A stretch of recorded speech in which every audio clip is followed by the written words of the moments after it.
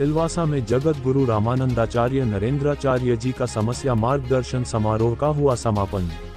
नमस्कार, आप देख रहे हैं इंडिया न्यूज नेटवर्क लाइव। संघ प्रदेश दादरा एवं नगर हवेली में मंगलवार 14 अक्टूबर 2025 को जगत गुरु रामानंदाचार्य श्री नरेंद्राचार्य जी महाराज का समस्या मार्गदर्शन समारोह का भव्य आयोजन किया गया। इस अवसर पर हजारों श्रद्धालु उपस्थित रहे और पूज्य गुरुदेव से आशीर्वाद प्राप्त किया।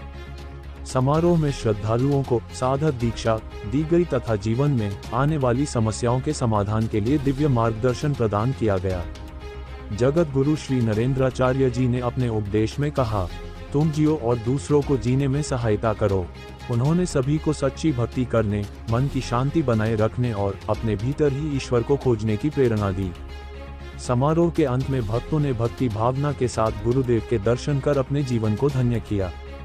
आगे आप देख सकते हैं जगत गुरु श्री नरेंद्राचार्य जी ने हमारे चैनल पर क्या विशेष संदेश दिया। देखिए इस्लाम खान की यह खास रिपोर्ट और ऐसे ही आसपास की खबर से बने रहने के लिए हमारे चैनल को सब्सक्राइब नहीं किए हैं तो अभी सब्सक्राइब करें और अगर हम तक कोई खबर या विज्ञापन पहुंचाने के लिए स्क्रीन पर दिए गए नंबर से संपर्क करें। धन्यवाद।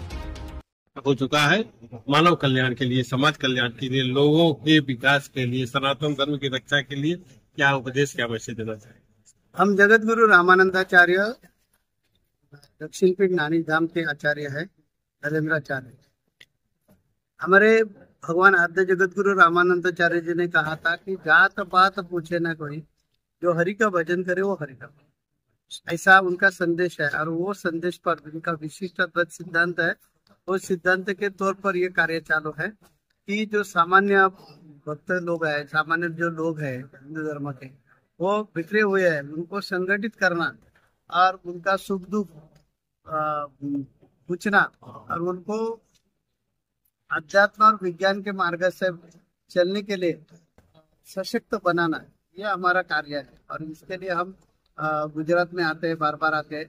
आज का कार्यक्रम जो है समस्या मार्गदर्शन का कार्यक्रम है। लोगों के जिंदगी में निजी प्रश्न रहते हैं और ये निजी प्रश्न उनके सुन लिए तो वो अध्यात्म के मार्ग पर चलने के लिए तैयार हो जाता है।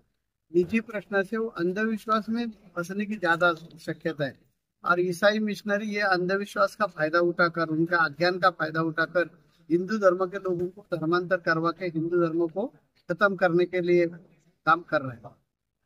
जब हम ये काम हिंदू धर्म जो है वो घर वापसी का कार्यक्रम हम करते थे, हमारे ध्यान में आता है ये लोगों का घर वापसी धर्मांतर क्यों हो रहा है।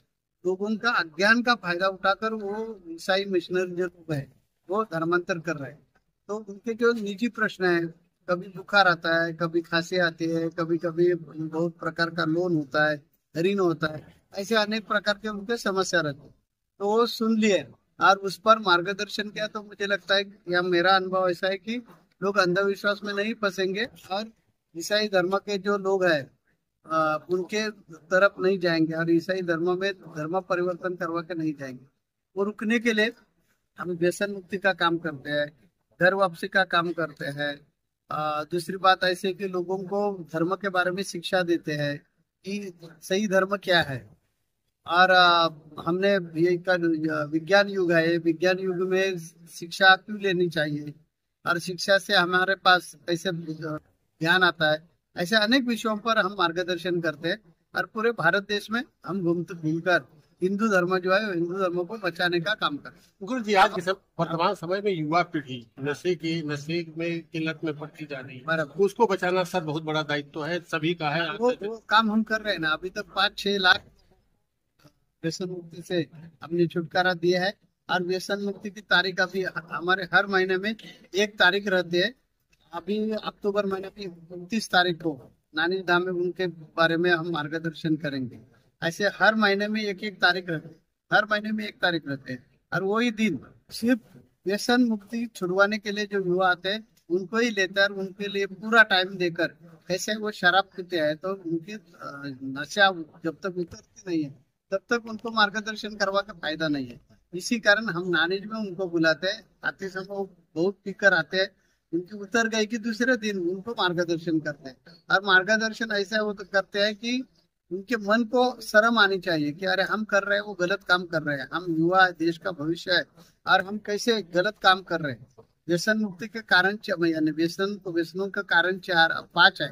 उसमें से पहला कारण, व्यसन क्यों करना चाहिए बहुत युवा को मालूम नहीं, इसी कारण करते हैं। दूसरा कारण है फैशन। अरे औरत लोग भी व्यसन करते हैं तो हमने किया तो क्या बिगड़ता है, ये दूसरा कारण है। तीसरा कारण, उनको लगता है कि टेंशन आ गया कि व्यसन करना चाहिए तो टेंशन कम हो जाता है, ऐसा उनके मन में रहता है। चौथा कारण है संस्कार। हमारे माँ बाप, हमारे चाचा भतीजा वगैरह रिश्तेदार जिम्मेदार जो लोग हैं, उन्होंने शराब पी तो उसका भी संस्कार का परिणाम हो जाता है, और डर नहीं पर। और पांचवा कारण है दोस्त का संगत, जो सहवास है, वो सहवास के कारण से लोग शराब पीते हैं। तो ये 5 कारणों के वजह से युवा आज व्यसनी बन रहा है। तो व्यसन से कैसे नुकसान होता है, शरीर का कैसा नुकसान होता है, खुद का नुकसान कैसा होता है, आर्थिक परिस्थिति का नुकसान कैसा होता है, परिवार का नुकसान हम कैसे करते हैं, हमारे आगे आने वाली जो पीढ़ी है उसका नुकसान हम कैसे करते हैं, वो हम समझाते हैं। वो उनको समझ में आ गए तो वो खुद बोलते हैं कि हम शराब छुड़वाएंगे। अभी तक हमने 5-6 लाख लोगों की शराब छुड़वाई। गुरु जी की शिविर में भी हजारों की तादाद में आए हैं। चालू समय टाइम है, सबकी कोई ना कोई समस्या है। सभी लोगों को समस्या के निवारण के लिए आपके चरणों में आपका आशीर्वचन सुनने आ रहा है। उनका किस तरह से लोक कल्याण होगा, क्या किस तरह से मूल मंत्र दें? हम आज उनको बोलेंगे कि 10 मिनट निकाल कर भक्ति करो। भक्ति, मेरा कहना है, मन का कसरत है। हम जब मन को कसरत लेते हैं तो हमारा मन मजबूत होता है, अंदर से हम स्ट्रांग होते हैं। जिंदगी एक प्रवास है, और ये प्रवास में हमें सुख दुख मिलने वाली है। जैसा प्रवास करते समय कभी रास्ता सीधा मिलता है, कभी टेढ़ा मिलता है, कभी खड्डे मिलते हैं, वैसे जिंदगी का प्रवास है। जन्म के स्टेशन से हम मृत्यु के स्टेशन तक जो प्रवास करते हैं, इनका नाम है जिंदगी। तो ये जिंदगी में हमारे हाथों से गलतियां होती है, उस वजह से हमें प्रॉब्लम आता है। तो ये प्रॉब्लम से छुटकारा कैसा मिलवाना चाहिए, तो मेरा कहना है 10 मिनट निकाल कर भक्ति करो, और मन की कसरत करवा कर हमारे में संयम बढ़ाना चाहिए, समय सूचकता बढ़ाना चाहिए, दृढ़ता बढ़ानी चाहिए, सोच समझकर निर्णय करने की क्षमता बढ़ानी चाहिए, नेतृत्व करने का गुण बढ़ाना चाहिए, खिलाड़ू वृत्ति हमारे में जो है वो विकसित होना चाहिए। वो ये कसरत करवा के सब गुण अंदर हमारे छुपे हुए हैं वो विकसित होते हैं, और वो विकसित हो गए कि हर व्यक्ति आपका खुद का डिसीजन सही लेते हैं। और ये प्रयोग करवा के महीने करोड़ों लोगों को उसकी अनुभूति दी। आज इतनी जो भीड़ है उसमें से बहुत लोग आपको मिलेंगे कि महाराज जी का हम जो मार्ग है वो मार्ग से गए, आज हम सुखी है, समाधानी है। ऐसे लोगों के मुख से आपको सुनने को मिलेगा। धर्म के प्रति क्या संदेश देंगे गुरु जी युवाओं? ऐसा धर्म बच गया तो हम बचने वाले। मेरा संदेश है कि हिंदू धर्म खतरे में है, और हिंदू धर्म बचना चाहे तो सभी हिंदुओं में एकता हो। कुंभ में हमने, प्रयाग के कुंभ में हमने स्लोगन लगाए थे, डरेंगे तो मरेंगे, और उसको बहुत बहस हो गई। तो हिंदू लोगों ने डरना नहीं चाहिए, अपने धर्म के बारे में स्वाभिमानी रहना चाहिए, संगठित रहना चाहिए। जात पात में जो राजनीति वाले लोग हमें जात पात में बांटने का, आरक्षण का लालच दिखाकर, गाजर दिखाकर जो बांट रहे हैं वो नहीं बांटना चाहिए। क्योंकि पूरे विश्व में हिंदू धर्म के लोग ये सिर्फ भारत देश में ही है, और ये भारत देश में राजनीति की करवा कर, ये राजनीति वाले लोग जो है, जैसे इंग्रज ने जाते समय घोड़ा और झोड़ा करवा के हमारे इधर झगड़ा लगा कर गए, पाकिस्तान और भारत दोनों भी, आज का पाकिस्तान आज का भारत, ये 2 देश बोले एक थे, और स्वराज्य मिलवाने के लिए दोनों लड़ रहे थे, और स्वराज्य मिलना चाहिए, स्वराज्य मिलना चाहिए। जाते समय इंग्रज ने क्या किया कि अरे आप मुस्लिम है, आपका अलग देश चाहिए, और ये हिंदू है, इनका अलग देश चाहिए। ऐसे जैसे ये करवा के निकल गए, वैसे ये राजनीति वाले लोग आरक्षण का गाजर दिखाकर, आरक्षण का भूलभैया दिखाकर हमारे लोगों को तोड़ रहे हैं। तो लोगों ने क्या करना चाहिए, जात पात में न फंसकर आर्थिक स्थिति पर आरक्षण मांगना चाहिए। जात पात पर आरक्षण मांगा तो ये हिंदू धर्म कभी बचेगा नहीं, और हिंदू धर्म संगठित नहीं रह गया तो मुस्लिम और ईसाई लोग तैयार है कि हिंदुओं का कन्वर्शन कैसा करने का। ईस्वीसन 1300 साल में आद्य जगत गुरु भगवान आद्य जगत गुरु रामानंदाचार्य पैदा हो गए, तब बादशाह तुगलक था। उन्होंने ऐसे जोर जबरदस्ती पे तलवारी के नोक पर उन्होंने हिंदू धर्म का कन्वर्जन करवाया। वैसी स्थिति आने वाली है। आज हम ये जात के आरक्षण के वजह से आमने सामने दोनों खड़े हुए हैं। और ऐसी स्थिति खराब आ जाएगी कि हिंदू धर्म के दो जाति एक दूसरे का मुर्दा पाड़ने के लिए, खून करने के लिए, उनका खून चूसने के लिए तैयार होने वाले हैं। तो ये आरक्षण जो है, ये आरक्षण हमने मांगना चाहिए, लेकिन आर्थिक स्थिति पे मांगना चाहिए। आज देखिए, आरक्षण में कोई जाति आती है, इसका सर्वे किया आपने, सर्वेक्षण किया तो ऐसे दिखेगा कि समझो इनके घर में आरक्षण मिल गया, इसका फायदा इन्होंने उठाया, तो इनका ही पूरा घर आरक्षण का फायदा उठाते। दूसरा भाई जो रहता है उसको आरक्षण मिलता आपने है। आपने सर बहुत ही एक मूल सर उठाया है मंत्र यहाँ का। यह आरक्षण, आर्थिक आरक्षण के लिए आप शासक जो है, जो सत्ताधीश है, उनको क्या सर नसीहत देना चाहेंगे, क्या उपदेश चाहेंगे कि ये सत्ताधीश जो है ना, वो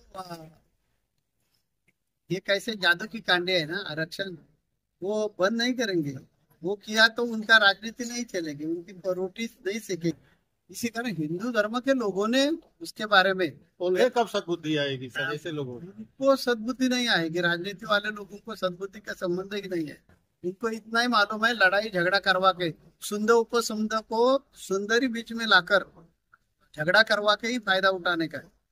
सुंदर और उपसुंदर भाई थे, और ये दो भाई को झगड़ा करने के लिए एक सुंदरी आ गई, तो उन्होंने दोनों भाई का झगड़ा लगा, एक दूसरे को मार दिया। राजनीति वाले लोगों को यही चाहिए, दूसरा कुछ नहीं चाहिए, कि हिंदू धर्म संगठित नहीं रहना चाहिए। हिंदू धर्म ऐसा बांट गया, बटेंगे तो कटेंगे पैसे, बोले ना योगी जी, वो सही बात है कि हमने जाति जाति में बांटना नहीं चाहिए, तो ही हम संगठित रहेंगे, नहीं तो हमारा हिंदू धर्म का भविष्य बहुत खतरे में है। बहुत बहुत धन्यवाद।